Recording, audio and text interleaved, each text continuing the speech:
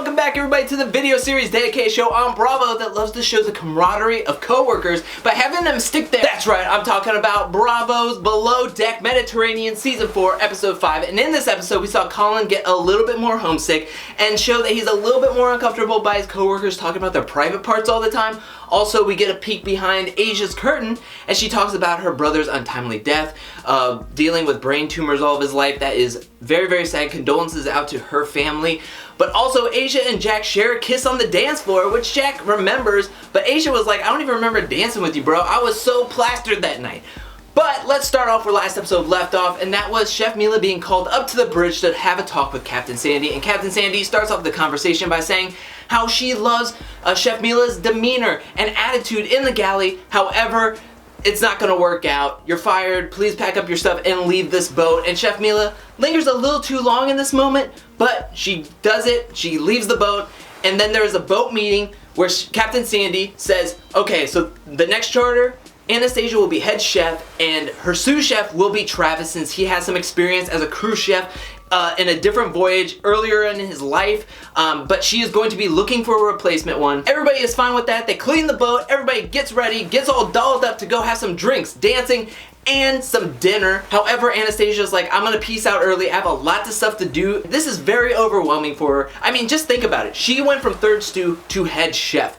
Third stew is basically doing laundry and turnover service, mainly of the charter season. You're basically not seen nor heard. So for her to be shot up to head chef, where that's a huge part of your tip, people are gonna remember the food. Whether it's good or bad, they're going to remember it. So she really doesn't want to let the team down, and she doesn't want to let Captain Sandy down. After having an emotional talk with her boyfriend over the phone, she goes to bed and wakes up laser focused. She is cleaning that galley. She is ordering food, she's making menus, she's looking over the preference sheet, she is ready to rock this for the next charter guest. Speaking of the next charter guest, they arrive, it's a whole family. There's a father, a mother, a son who is a doctor who is 29, and there's a 17-year-old daughter, pop star in quotations. But she is going to be using this yacht as both business and pleasure, because she is using this to shoot some of her shots for her music video that's going to be coming out. It's probably already out. The first thing they want to do is eat, of course, and so Anastasia is up to bat first. She is making this Mexican cuisine, this luxurious enchiladas, spinach and chicken enchiladas with some corn, with some seasoned rice, handmade tortillas, more emphasis on the handmade tortillas. And everybody starts to eat it, and they love it. She knocks it out of the park for lunchtime. However, that is lunchtime. That's kind of Bush League stuff. Everybody knows that the money and the legends are made at dinner. That is prime time right there, and that's where legends are made. There was already some pressure on this, but then the head charter guest comes down in the middle of the day, plastered, hours in the sunlight. He is just already out of it, but he comes in demanding that he wants to have some gnocchi for dinner, and that's his favorite type of food. So Anastasia, the whole afternoon is making this gnocchi, handmade, and she decides to start off this dinner with a lemon asparagus risotto, which, can I tell you something? Everybody was eating this thing, and everybody was about to react, and then there was a commercial break. And that commercial break probably was about 3.5 minutes, but it felt like forever. I was like on the edge of my seat. I was thinking that this was gonna be like a Hell's Kitchen thing where Captain Sandy was just gonna smash it with her palm of her hand. And she probably would never do that.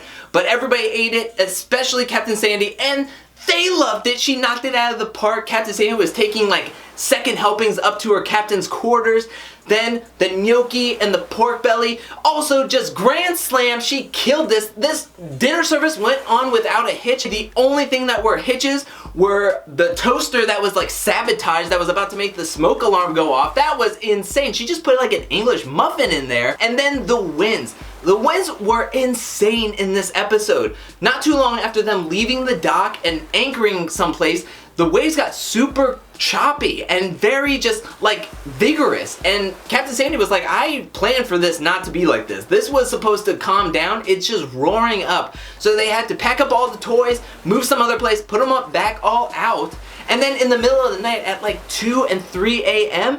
that's when Jack was waking up Joao, Captain Sandy, Colin was being woken up to pick it up and move again, because winds are choppy and the waves are choppy. That's when you get motion sickness, you get seasickness, and that doesn't make for a good tip. That doesn't make good for a good Yelp review, whether you're on land or off land. Then in the morning, Joao takes some initiative, puts out all the toys, but then Captain Sandy comes to him and says, I love your initiative, but we're going to move it again anyways because she's shooting a music video and we want the best looking view. We don't want the same looking view, so pack up all the toys and we're gonna move again. So they were moving and grooving and doing all this stuff, and it was just a lot of work, especially for the deck crew and the interior crew to be down 2 people. And then to finish off this episode on a sour note, the anchor, when it's pulled up, nobody is really paying attention to it, and it gets all clogged up. It's all over the deck, and the mechanism that is controlling the anchor, making it go up and down, actually gets bent.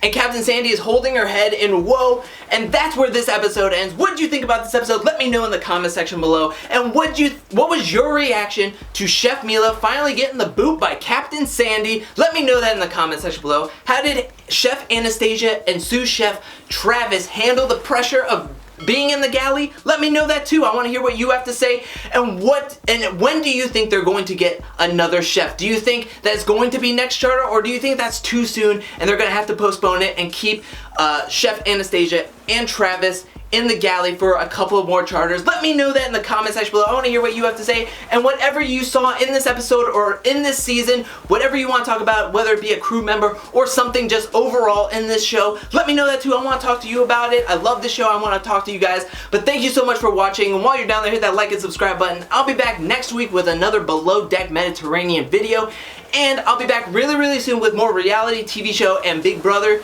videos really soon. But until then, peace.